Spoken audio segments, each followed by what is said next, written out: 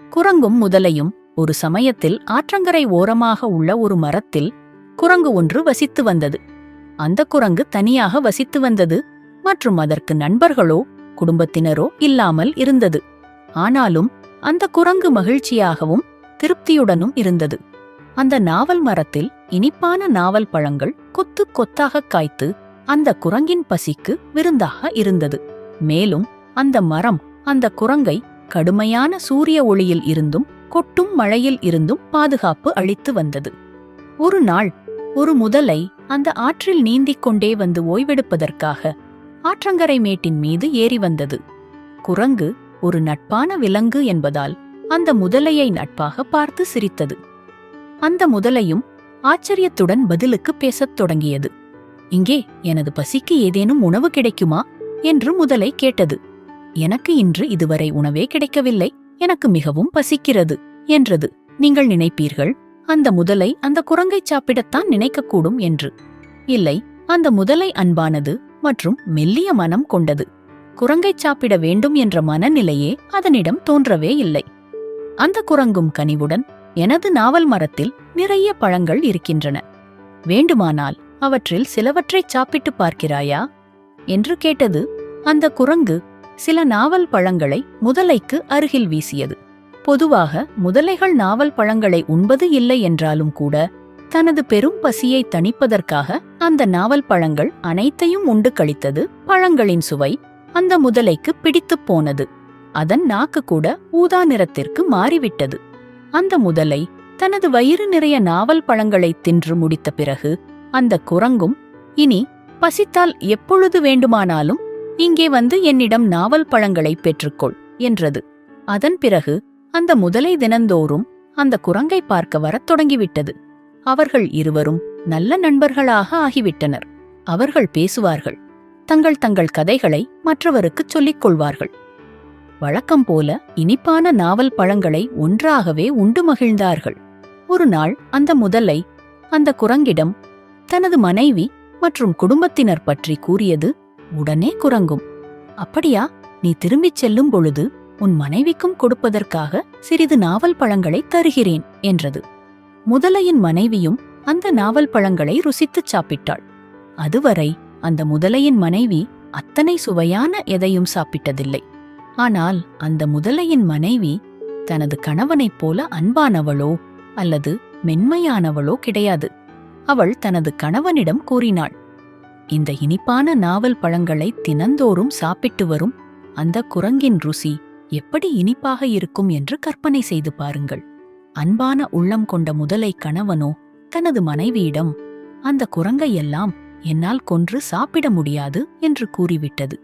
அந்த குரங்கு எனது மிகச் சிறந்த நண்பன் என்றது. முதலையின் பேராசை பிடித்த மனைவியோ அந்த பேச்சை கேட்கவில்லை. தனது பேச்சை தன் கணவன் கேட்டு நடக்க வேண்டும் என்பதற்காக தனக்கு சுகவீனம் இருப்பது போல நடிக்கத் தொடங்கினாள்.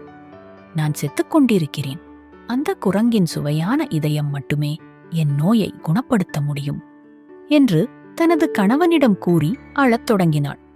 என் மீது உனக்கு உண்மையான அன்பு இருந்தால் உனது குரங்கு நண்பனை பிடித்து வா, நான் அவனது இதயத்தை கடித்து உண்ண வேண்டும் என்றாள். அந்த முதலைக்கு என்ன செய்வது என்றே புரியவில்லை.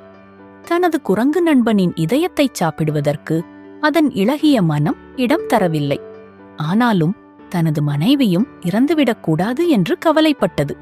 கடைசியில் தான் செய்ய வேண்டியது என்ன என்பதை அந்த முதலை முடிவு செய்து கொண்டது. அடுத்த முறை அந்த குரங்கு நண்பனை பார்க்கச் செல்லும் பொழுது தனது மனைவி, குரங்கு நண்பனான உன்னை பார்ப்பதற்காகவும் தனக்கு இனிப்பான நாவல் பழங்களை அளித்ததற்காக நன்றி கூறுவதற்காகவும் உன்னை வரச் சொல்லி அழைத்தாள் என்று குரங்கிடம் முதலை கூறியது. குரங்கும் மிக்க மகிழ்ச்சியடைந்துவிட்டது. ஆனால் எனக்கு நீச்சல் தெரியாதே, என்னால் அங்கே வர முடியாதே என்றது. முதலையோ, அதைப் பற்றி நீ கவலைப்படாதே, என் முதுகில் ஏறிக்கொள், நான் உன்னை கொண்டு செல்கிறேன் என்றது. குரங்கும் அதற்கு சம்மதித்து அந்த முதலையின் முதுகில் ஏறி அமர்ந்து கொண்டது. அந்த இரண்டு நண்பர்களும் அந்த ஆழமான அகன்ற ஆற்றில் சென்று கொண்டிருந்தார்கள். அவர்கள் இருவரும் ஆற்றின் கரையையும் நாவல் மரத்தையும் கடந்து சென்று கொண்டிருக்கும் பொழுது முதலை பேசத் தொடங்கியது. எனக்கு வருத்தமாகத்தான் இருக்கிறது, ஆனால் என் மனைவி மிகவும் சுகவீனமாக இருக்கிறாள்.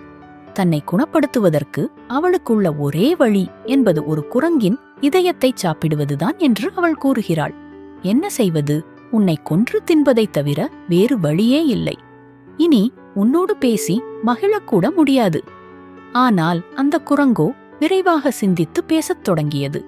நண்பா, உன் மனைவியின் சுகவீனத்தை அறிந்து எனக்கும் கவலையாகத்தான் இருக்கிறது. அவளுக்கு உதவி செய்ய எனக்கும் ஆசைதான். ஆனால் என் இதயத்தை மறந்து போய் அந்த நாவல் மரத்திலேயே வைத்துவிட்டு வந்துவிட்டேனே. நாம் திரும்பவும் அந்த மரத்திற்குச் சென்று இதயத்தை எடுத்து வந்துவிடலாமா? முதலையும் குரங்கின் வார்த்தையை நம்பிவிட்டது. நீந்தும் திசையை மாற்றி மறுபடியும் அந்த நாவல் மரத்தை நோக்கிச் சென்றது. சட்டென்று குரங்கு தாவிச் சென்று மரத்தின் உச்சிக்கு சென்று பாதுகாப்பாக அமர்ந்து கொண்டு விட்டது. உன்னை என் நண்பன் என்று நான் நினைத்தேன். நாம் நமது இதயத்தை உடலுக்குள் பாதுகாப்பாக இருக்கும் வகையில் தான் நடமாடிக் கொண்டிருக்கிறோம் என்ற சின்ன விஷயம் கூட உனக்கு தெரியாதா? உன்னை இனி நான் ஒருபொழுதும் நம்ப மாட்டேன். இந்த மரத்தில் இருந்து பழங்களையும் பறித்து தரமாட்டேன். போய் தொலை. திரும்பவும் இங்கே வந்து விடாதே. முதலை முட்டாளாக மாறியதை உணர்ந்தது. ஒரு நல்ல நண்பனையும் இனிய சுவையான நாவல் பழங்கள் கிடைப்பதையும் இழந்துவிட்டேனே என வருத்தப்பட்டது. அந்த குரங்கு சாதுரியமாகவும் துரிதமாகவும் சிந்தித்த காரணத்தால்தான் தன்னை காப்பாற்றிக் கொள்ள முடிந்தது. அன்றிலிருந்து அந்த குரங்கு திரும்பவும் முதலைகளையே நம்புவது கிடையாது.